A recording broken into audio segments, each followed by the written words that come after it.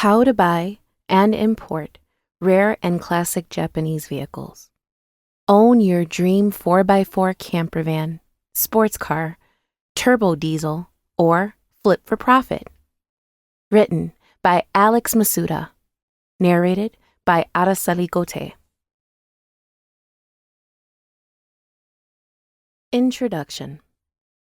Nissan Skyline, Toyota Supra Turbo, Mazda RX-7, Mitsubishi Lancer Evo. Maybe you grew up with images of sexy speed demons plastered all over your bedroom walls like my brothers did. Or maybe you didn't know anything about these creatures until much later in life, like me. My childhood bedroom walls were covered in wild animal posters from Ranger Rick and Old Nature Conservancy calendars. Later, I adorned them with cultural cutouts and map centerfolds from National Geographic and National Wildlife magazines. That's right, my room looked like Indiana Jones meets the wild thornberries, so naturally, my dream vehicle growing up was a coin toss between a Mars rover and an Arabian horse. True to my passions, I left my home country at 22 with a backpack, a tent, and my camera slung on my back, eager to explore this fascinating and diverse planet we all share. I spent time on each of its 7 continents, and between organized tours, public transportation, and hitchhiking, I started to notice a trend in the vehicles I kept finding myself in. A Mitsubishi Galloper in the Chilean Patagonia, a Toyota Prado in the Moroccan Sahara, an Isuzu Elf truck-turned-camper van along the Pacific coast of Mexico. I had never seen these vehicles before in the United States. They contrasted the 4x4 U.S. monstrosities in that they were nearer yet somehow roomier. They were more fuel efficient, mostly diesel and turbo diesel, and they weren't built for speed. But who's going to be sad that they can't go 80 miles per hour along an unspoiled coastline or over wild creek beds? By the time I got to Australia, I knew to look for a used 4-wheel drive van I could convert into a house on wheels to explore the country at my leisure. It was a coin toss between the iconic cult classic Mitsubishi Delica and the less flashy but reliable Toyota Hiace. I settled on a Toyota Hiace that had already been converted into a camper van by its previous owner, and off I went. Fast forward 15 years. I returned to my birth country intending to create a home base somewhere rugged and beautiful, but my desires for adventure and exploration were still undeniably gnawing at my soul. After researching RVs, camper vans, and pickup rigs with camper shells, I realized nothing held a candle to the vehicles I'd had the pleasure of experiencing while abroad. And I was so bummed that my internet searches for Delicas, Hiaces, Elves, and Prados only came up with occasional super expensive listings.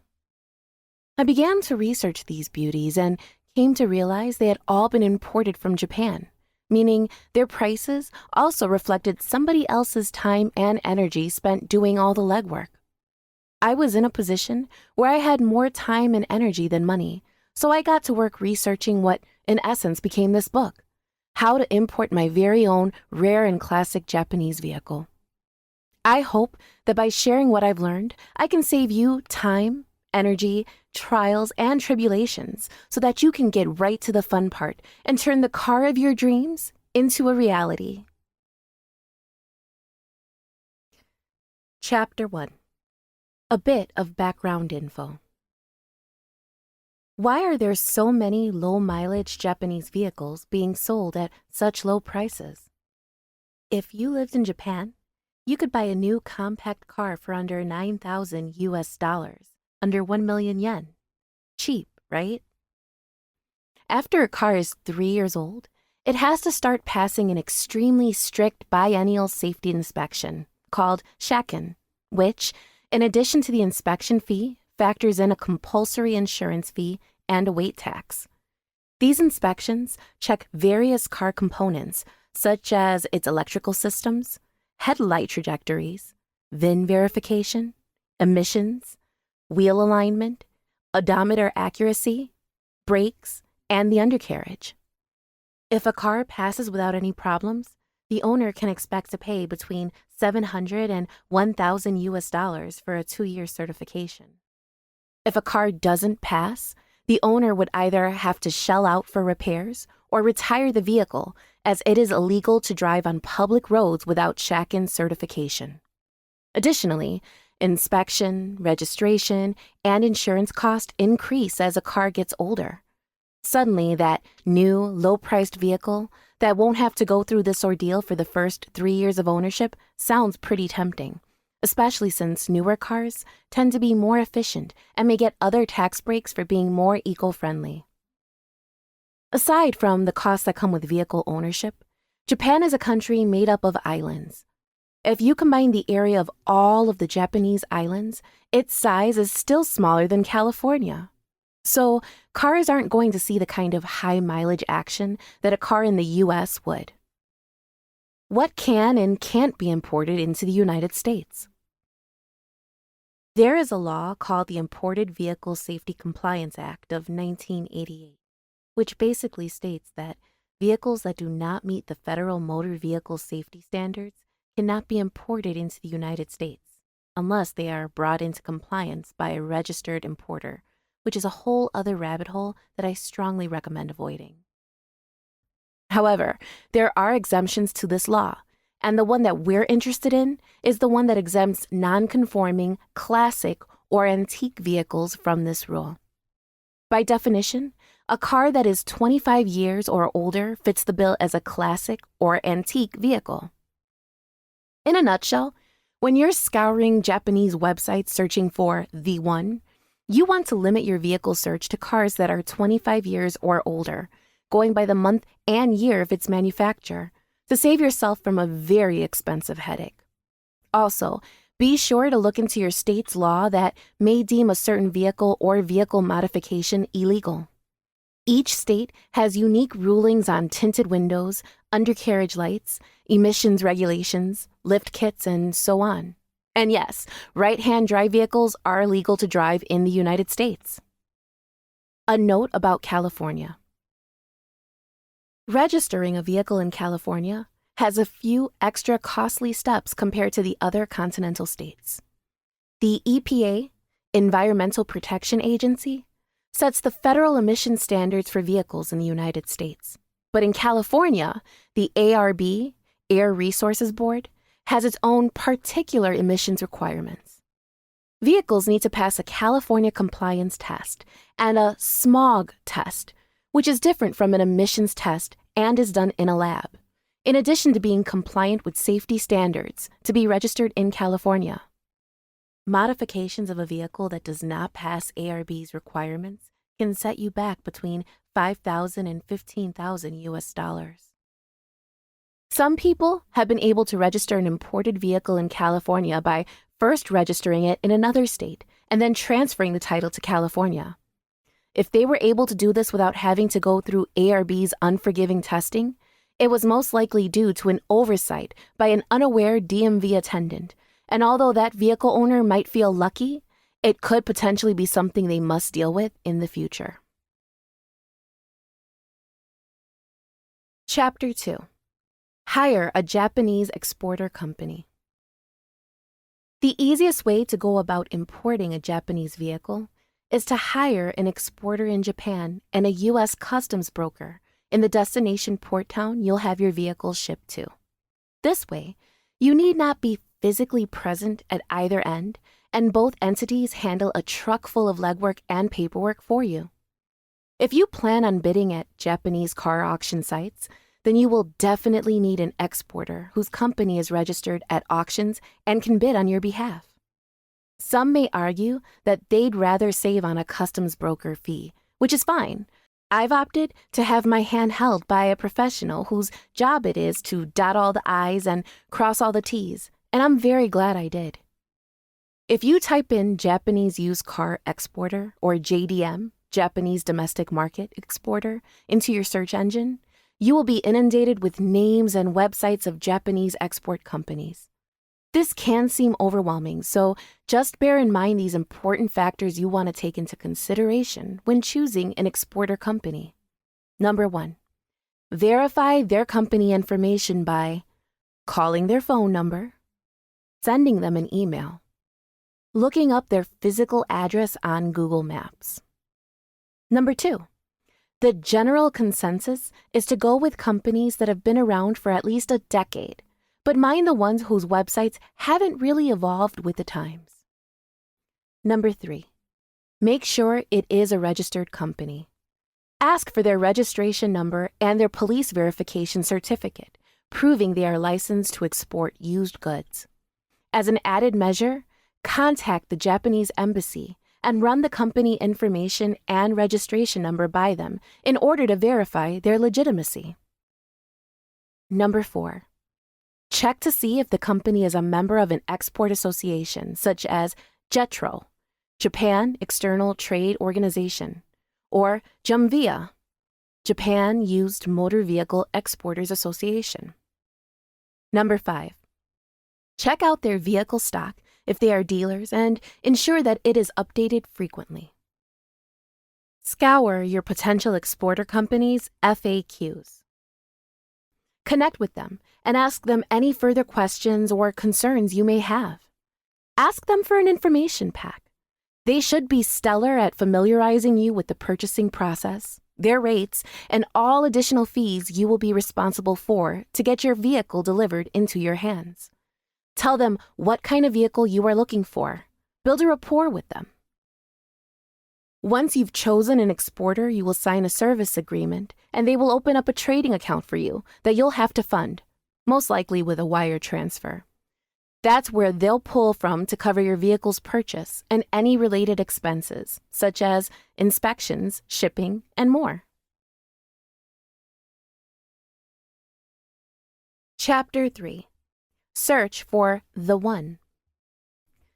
There are 2 main avenues through which you'll be searching for your new used chariot. Number 1, auction sites, and number 2, private seller ads, including dealers and local suppliers.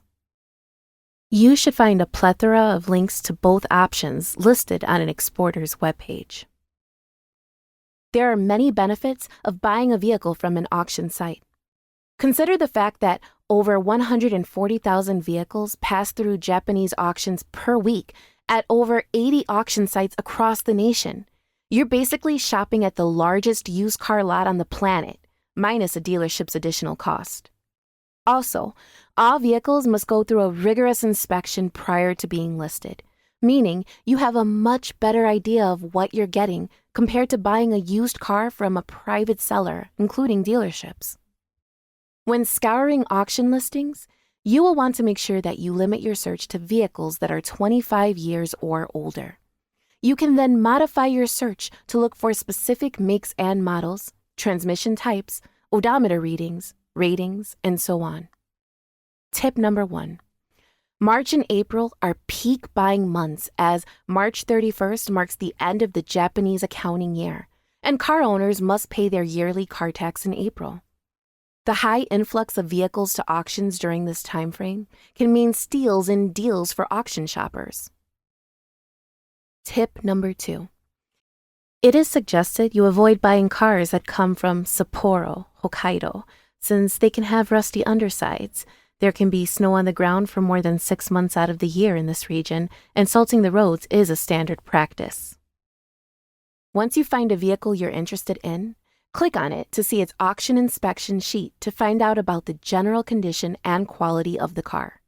Keep in mind that these auction reports are subjective and are mostly meant to be used as a guide to help you filter out the vehicles that you definitely do not want to consider. Also, keep in mind that since you are looking at cars that are 25 years or older, you should be pretty stoked to find a gem with a rating of 4 whose price won't jump too high. Don't be alarmed by the daunting amount of Japanese writing. We'll get you through this. Here is a guide to help you decipher the auction grade report. Overall grade. On the upper right-hand corner, you'll see a number from 1 through 6, or in R or RA. 6 is new. 5, like new. 4.5, very good, minor blemishes. 4, good, multiple minor blemishes. 3.5, good, visible blemishes. 3, average, light damage that may need maintenance. 2, below average, may have major panel, rust, or water damage. 1. Significant performance upgrades or mechanical changes. RA. Accident damage and repair. The extent of the damage and repair can only be known by either asking for a translation of the inspection sheet or by asking your exporter company to inquire for more information. Some vehicles marked with these symbols might have experienced the lightest little love tap. Others might have rolled over and had serious frame damage. If you're in love with a car with one of these symbols, it is probably worth asking for more information. Interior grade, located below the overall grade. Keep in mind these ratings are based on the vehicle's age and odometer rating. A, like new. B, very good. C, average. D, poor, may have cigarette burns or smell, damage, or have been modified. Vehicle diagram. On the lower right portion of the inspection sheet, you'll see a flattened diagram of a car with a bunch of letters and numbers on different panels, circled areas with symbols in them, and other wacky stuff. Here's your key. A, scratch. 1 equals minor, 2 equals moderate, and 3 equals major. B, large dent. 1 equals minor, 2 equals noticeable, 3 equals moderate, and 4 equals major. C, corrosion. 1 equals minor, 2 equals moderate, and 3 equals major. E, dimples. 1 equals minor, 2 equals moderate, and 3 equals major. G, chipped or scratched windshield. P, paint damage. 1 equals minor, 2 equals noticeable, 3 equals moderate, and 4 equals major. S, rust. 1 equals minor, 2 equals noticeable, 3 equals moderate, and 4 equals major. U, small dent. 1 equals minor, 2 equals noticeable, 3 equals moderate, and 4 equals major. W, wavy. 1 equals minor, 2 equals moderate, 3 equals major. X, needs to be replaced. XX, was replaced or repainted, possibly due to repairs. Y, cracks. 1 equals minor, 2 equals noticeable, 3 equals moderate, and 4 equals major. Corrosion is that orange discoloration, rust, that has already begun to eat away at metal. And rust is that orange discoloration that has not yet begun to eat away at the metal. Please know, you can ask your exporter company for more information about any vehicle you are eyeing, including a translation of the inspector's comments on the inspection report, more specific photos, more specific information about the vehicle's condition as per request, and an additional personal inspection, which is much like a pre-purchase inspection in the U.S. Inquire if these services carry an extra cost or if they are included in the exporter's service fees.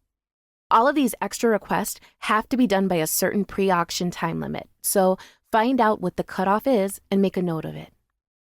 Most auction sites will also list the average prices that vehicles previously sold for so that you can compare and get a gauge of how much vehicles with the same or similar make, model, year, and condition tend to sell for. You will need to send a wire transfer to fund your trading account, managed by your export company, before you'll be allowed to bid on a vehicle.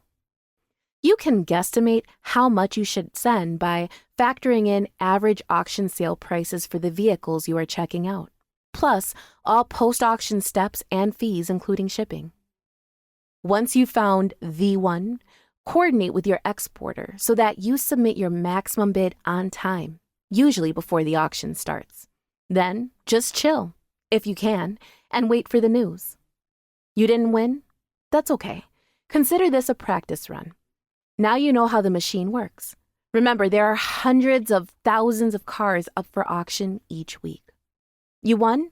Hooray! Your exporter will inform you of your next steps and fees associated with the exportation process. Make sure your trading account has sufficient funds to cover your next steps, which will include transportation of your vehicle to the closest port, vehicle cleaning, steam clean so it passes USDA inspection upon entry, vehicle inspection, including radiation inspection, photos taken of your vehicle, vehicle deregistration, export customs clearance, export certificate, postage fees for mailing shipping documentation, including bill of lading, export certificate, spare keys, and manuals. I also got Japanese cookies and a handwritten thank you card sent to me. Shipping cost. If you opted to scout the dealership in private seller ads instead of going the auction route, you will want to come up with a list of questions that you would ask any vehicle seller and submit it to your exporter. They will forward it to the seller and let you know when they have received their responses. Unfortunately, sometimes the seller's answers can be, I don't know, or unsure. This may or may not be a red flag for you, depending on whether the question is mechanical, maintenance-related, or purely aesthetic. I recommend paying for a private inspection just as you would with an auction vehicle you're really keen on.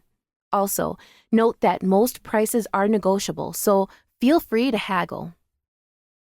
It may be worth looking for your vehicle from a trusted dealership that can ensure the roadworthiness of the car before you get it. It can add 15 to 25% to the price, but you have more of a guarantee of the vehicle's history and condition. Embarrassing story time. The first vehicle I bought from Japan was from a dealer who was selling on behalf of a private party. The vehicle in question was advertised as four-wheel drive, but when I received it, it was definitely two-wheel drive. I never considered asking the seller to prove to me that it was a four-wheel drive or asking my exporter's inspector to ensure it was four-wheel drive. I straight up trusted the ad. Lesson learned. Now is also a good time to buy basic and essential parts for your vehicle via eBay, Amazon, US-based JDM dealers, or elsewhere. Look up the part numbers for basic staples you are going to want to start fresh with, like timing belt, V-belts, and components, air filter, oil filter, fuel filter. You can then cross-reference the part numbers at your local auto parts store to see if you can get them in the US, or if you're better off ordering them from Japan, Australia, Canada, UAE, or elsewhere.